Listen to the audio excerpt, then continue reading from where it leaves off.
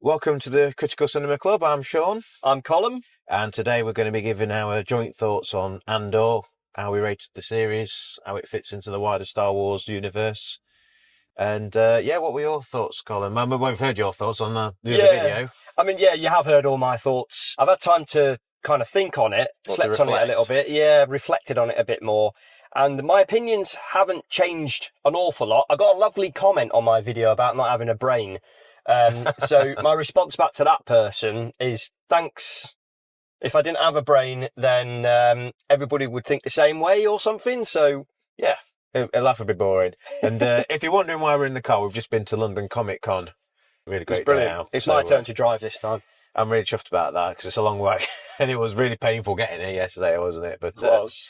But yeah, back on with the video. I thought Andor was brilliant. Everyone, as everyone agrees. I would say it's sort of rejuvenated my love for Star Wars that had disappeared, really. I think in recent years, probably since what's the last film? Rise of Skywalker? Was that one? Yeah, we haven't had a film since then, have we? And I think that killed it off, and it got to the point where I wasn't really that interested in Star Wars anymore. I feel like it had been oversaturated and poor writing, poor decisions. I feel like it had gone in a direction I couldn't get on board with, and I caught a couple of shows along the way. I still enjoyed The Mandalorian and Boba Fett and watched Ahsoka as well. And I thought they were okay. Even Mando had gone downhill, so I wasn't really that excited for any more Star Wars. I'd really gotten off that bus. And Andor season 1 was great. I really loved the prison arc. That was very good. That was very good. Really good. And then season 2 of Andor, it was quite a slow start, wasn't it? But I think once it got going, did we say, was it episode 7? Yeah, so I said in my review that it felt like a season of two halves. I felt that it was a slow burn. I mean, the tone of the first episode where he's stealing the TIE Avenger, I didn't really care for any of that. And it felt, like I said in my video, too much like the scene from A Force Awakens when Finn and Poe are escaping the Star Destroyer. But I just felt tonally it didn't really kind of match up with anything else in the season. I don't really know why it was there. I mean, the only thing it did show is that you've got these rebels that weren't on the same page, which was a bit of a theme, I think, in the whole show, which is you've got Saw Gerrera, who's quite an extremist in one way, and you've got Luthen Rail, who's, I would also argue, an extremist, although more of a in the shadows kind of guy. Yes, yeah. Because we were talking about this yesterday, where online I'd seen people saying, why isn't Saw Gerrera in it more? And I was saying anyway, I don't know if you think the same, Colm. I thought the show couldn't work if he was in it as much, because I just don't think he would have the patience for... As you can see when they was communicating back to Mon Mothman and, what's his name, Bail Organa. I mean, he'd just be blowing stuff up, wouldn't he? And just, it's not a pacer show, I think, could sustain the character like that without everyone getting killed. Definitely. And one of the things that I was quite happy for, and I didn't mention this in my video, was that there weren't any legacy characters in this. There was Mon Mothma is the only one, really. Yeah, and Bail Organa. And I know there was a bit of controversy with through fandom about being recast. And I think it's because Jimmy Smits had a scheduling conflict and was unable to take on the role anyway. But I think the new guy did quite a good job of it. They minimalised his role just because of that, I feel. And it's evident that there is at least 2 or 3 seasons worth of content in this one season, and they rush through some things.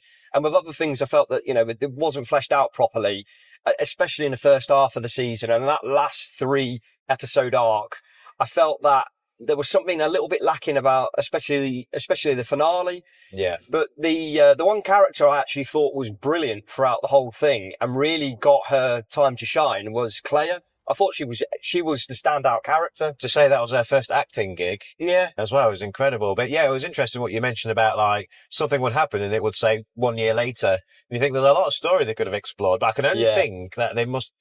I wonder if it's a case of like tying the actors down for 5 seasons. Maybe it's not financially viable to do that. I don't know. I think the other thing is that maybe there isn't an appetite from the fandom to see 5 or 6 seasons of this when everything else Star Wars wise isn't doing well. Yeah. And I felt that it was kind of like a final push. Let's just see if we can get success out of this and bring people back in. Yeah, it just feel a lot like with Marvel, they've done the same thing as well, which is just throw everything at the wall and see what sticks. Yeah. Because you've got Andor, and I suppose this is the reason we started talking about making this video is we had this discussion where I can't picture Andor happening in the same universe as something like the Skeleton Crew and things like that. No, It's how really is it- difficult. Yeah, how is it the same universe as, say, what was that terrible one? Acolyte. That's it, the Akashite. Yeah, Akashite. How is it the same universe as that? Yeah. Well, I mean, to be fair, Andor did such a good job. It's almost like a universe within a universe because it's hard, like I say, it's hard to imagine these other things happening. But if someone had have walked in the room with a lightsaber, it'd have been so weird Yeah. and out of place to the point where I could be happily saying I don't need to see another lightsaber again in Star Wars. I enjoyed what they did with it that much because obviously they lent a lot more into the sort of Nazi takeover of France. Yeah. That aspect of Star Wars. And I thought that worked so well to the point where it's really funny when you go from watching Andor to Rogue One, because all of a sudden it's really cinematic with the score and Yeah. even that in itself is a bit of a departure from Andor because things are happening really quickly and it has to because it's a film. Yes. But to then go from that to Star Wars when you've got the Force and things, it just such a bit of a disconnect that it's hard to reconcile that they're all part of the same story. So in my view, anyway. I think as a series, it kind of offered something different to what we've already seen before. And you mentioned to me off air or off camera, whatever you want to call it, about, you know, there's all this build up and all these people doing these amazing things. And then Luke Skywalker just comes along, he shoots one button and that's it. Yeah, and he gets I sent a picture this morning where it's the picture of the ceremony at the end of Star Wars and you've got things pointing at different people like... Yeah, what about this fella? What about that yeah. fella? What about this lady? What about that woman? And Luke's is like, hello, fellow rebels. Yeah. I'm here. It's like a super sub. He's like the Oligon of Solskjaer of the of the rebellion. You did so well. You got Solskjaer a bit right. And I did so well there. The Oligon of the Oligon of Solskjaer of the rebellion. Yeah, he is. Yeah, an extra time he won it for him. A bit like Sunderland did yesterday. Oh, I love that. Oh, look, it's a couple of Sheffield United fans driving past us. But I was saying as well, wasn't I, that I enjoyed just how, to say it's Star Wars, this is a bit silly, but how grounded it was in terms of, there was a scene, I suppose we'll get onto it now, where in episode 7, it's the Gorman massacre, which one of the best episodes of any TV show I think I've ever watched. It was really tense. And there was that scene where Cyril ducks down almost because there's 2 TIE fighters flying overhead, which adds to the tension. But I think they were the only times I've ever thought of the TIE fighters as being menacing. Yes. Normally they're just cannon fodder to be blown up. But to be in that scenario with... It added the weight. It really did. What those, what the threat is. And I feel that one of the best things about the series was, and I mentioned this again in my video briefly, that season 1 kind of showed the inner workings of the Empire, the fact that it is a fascist society, and season 2 really shows the evil of the Empire. Absolutely. The propaganda machine is in full work. The people have been fed lies through the media to tell them, well, this is what's happening, which isn't quite true. And that does kind of echo real world. Yeah, well, when you look at it through the lens of what's happening today, it's interesting how you can apply Star Wars to what's happening in the real world. Yeah. Usually it's Star Trek we say that about, but in Star Wars, definitely you can see where that's fitting into today's world. Yeah. That Gorman massacre was what a TV show, what an episode even. I was sort of laughing at it a little bit because I thought, is this whole world just this town square? Because you don't ever see anything else, do you? No. So I wasn't sure if it was just that town and then the barren world. I wasn't ever sure about that. That's one of my biggest things with Star Wars is that every planet is just like one kind of environment. So you've got a desert planet, and then you've got a forest planet, and then you've got an ice planet. And you don't really see planets with different kind of environments within the only them. one that was really strange is it which one's the one with the kids? Is that Skeleton Crew? Yeah, I didn't really get through 3 episodes of that. But in the first episode, it looked like it could have been here in England, just like with suburbs and stuff. That was so weird to see that in I the felt Star it was a Wars bit show. disconnected, wasn't it, from Star Wars? Yeah. So it is really difficult to reconcile those. But back to the Gorman massacre. That every minute of that episode, it ramped up the tension, did it? Subtly as well. But as a viewer, because you know what the Empire's capable of, you sort of know what's coming. And all the way through this little arc that's led up to it, you'd seen that these Gormans are ill prepared Yeah. for what's coming. Yeah. They're amateurs really, because even like Andor's, like these guys, you can't trust them. They don't know what they're doing. And the episode kind of took a turn into the more like slasher horror with the K2 units. Oh God, that was just frightening, wasn't it, when they ripping released through them? people. Yeah, and for me, when you get multi-genres kind of connecting together in something like this, and you've got your sci-fi, you've got your thriller, you've got your drama, and then now you've got horror. Yeah, almost. yeah, they were epic, them. And I really enjoyed, just in the lead up to that, you'd got this really pivotal moment where they've got people in the square, and then the stormtroopers, they sort of pen them in, and then you can hear people screaming, and that's when you're like, I know it's not real, but inside me, I felt, oh my God, this is horrific. And you got that pivotal moment with Dedra where they said, shall we proceed? And you can see she's in two minds. She knows she shouldn't. Yeah. But the promotion, the glory, and you can see it in her face. It's a really amazing bit of acting.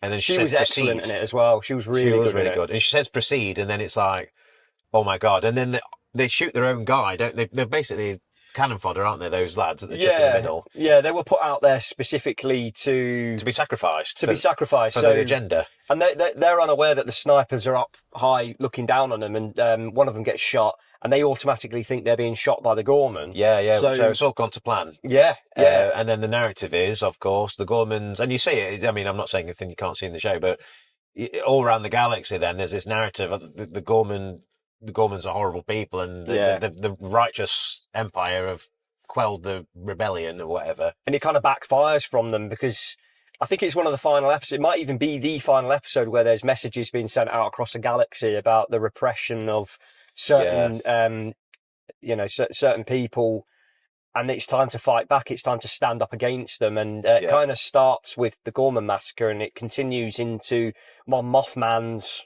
I love saying that. Mon Mothma's speech in the Senate. Yeah, which is a very brave act, which is something in real life we could do with someone like that now. Yes. But you have this amazing scene where, is his name Pagets or something? The guy who's in Game of Patagaz. Yeah. The guy who's in Game of Thrones. That's a really good bit of acting, because he can hear the broadcast, and I think he knows the genie's out of the bottle now. It's the rebellion's out there. It's growing. He feels he's failed just because he takes his own life at the end, because he knows that he's likely going to be tortured or punished in he's going to be killed or put in prison, isn't he? Yeah, because they're here to take you away or whatever. And he's taking it upon himself to rid himself of the torture that he's going to go through. And because obviously Dedra doesn't do that. I mean, that scene at the end with Dedra in prison, I know we disagree on that, because you were sort of hoping she'd be I felt that she needed to go. She needed to go. But I enjoy that she has to spend her life in prison. Yeah. She has to hear about the rebellion's rise and ultimate victory from her prison cell. Yeah, absolutely. And really, she was an evil character, and a very nuanced character. I enjoyed, because you could see the conflict within her.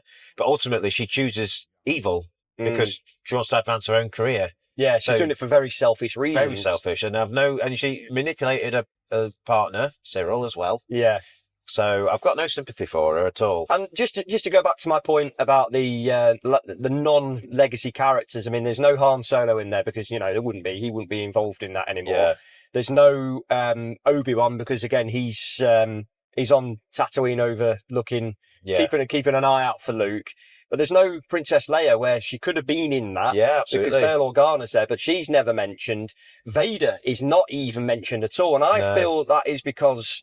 Is it because only certain people know about Vader before he is unleashed to the universe? No, I don't think so. I don't know, because, I mean, Krennic knows who he is. It does mean that the universe starts to feel a bit wider now, because... Which is good, because it's not all about Skywalkers, because that's been a thing in the previous, even Mandalorian and that, it all comes back to the Skywalker saga. Yeah. Whereas this feels a bit bigger. I mean, I'd even say, this is going to be a bit controversial, but I almost wish they could continue with it and almost do Star Wars again, almost like a reboot or something, because I want to see this continue. Maybe not reboot, but through these other people's eyes. Yeah. I mean, Palpatine was mentioned as well. He was mentioned various times, but again, not seen. And I think the the thing with that is it means that his influence is lingering over everything. Yeah, and he doesn't need to be seen. He's there in the background. He's a You bit know like he's there. he's a bit like Hitler, isn't he? You just mention his name and you're just like, but isn't it funny that like you go into Rogue One and all these cameos are then shoved in? Like you've got C-3PO and R2-D2, and then the two guys from Tatooine on Jeddah. Yeah, well, why were they there? And I do feel that Andor, and I keep saying it, I mentioned it in my review video, it did an awful lot right, and it succeeded where a lot of other Star Wars content has failed. And just going back to the fan service stuff, and I feel that the fact that it wasn't littered with fan service, it didn't have this character in for the sake of having that character in, or this, that, and the other, helped it. Yeah, absolutely. And it stands up on its own. And I think it's probably the first bit of Star Wars media I can think of that has succeeded without any requirement of there being a Skywalker or a lightsaber in there. And I never thought that would be the case. So, no, it's done really well. So, my final thoughts on it are massive success. And I almost wish they could do more. I don't know what Star Wars is going to do next. Yeah, what can they do next? They need to do something completely different now, I feel. But just my final thoughts on Andor was with the character of Cassian Andor. I felt that the character himself, he obviously had the majority of his arc in the first season. The second season, he's a bit part character, really, isn't he? He's a small piece of a bigger jigsaw. There was an episode where he's not even in it at all. Yeah. And it's probably one of the best episodes. That was the one where Clea really shines. But the ending where you find out he actually has a child, I found that really haunting. The fact that he's gone to his death. He's been killed by the one thing that he actually helped build from season 1 when he's in the prison, and you see that at the post-credit scene. Those things being put together to kind of construct the Death Star. But he also dies not knowing that his legacy will live on through his child. Well, I enjoyed, I think they made a smart choice there, really, because I think a lot of people are like, oh, who is this kid? Is it Poe Dameron? And apparently the guy who's the showrunner... No, it's not. It can't be, because someone's worked it out that it's not. But the guy, the showrunner or whoever, came out and said, no, it's not, it's not anybody. It's just a representation of hope, because there is a tragedy to Andor's story, but there is a hope that, his actions... will live on, Yeah, his legacy lives on. So it is a bittersweet ending. So I like that, because it's all the way through the show we knew that Andor was going to die. Yeah, we know where he ends up. So, but I have to say that I really enjoyed it. I thought it was a season of two halves, like I've said numerous times. Definitely, First half of the season there was a lot of build up. Some of it didn't need to be there. I think some people would disagree with that, and that's fine. But for someone who does have a brain, I thought it was great. I thought it was brilliant. Bring on more serious Star Wars, more thriller. This is like an espionage spy type thing. I don't know if we need to do that all the time, but let's less skeleton crew, less acolyte. Let's have more of this, and hopefully someone. I mean, Kathleen Kennedy's gone now, hasn't she? So I don't know if she has. I think she's still there. I wish I heard she was going, but I don't know. Hope she goes. But anyway, so that's been our thoughts. Really enjoyed it. What did you guys think? Obviously, I imagine 99% of people will agree with our thoughts. But if there's any thoughts that you've had, any interesting takes or comments, please let us know. We're really interested to hear them. Definitely. So I've been Sean from the Critical Cinema Club. I've been Colm, also from the Critical Cinema Club. That's right. And we'll see you on the next one.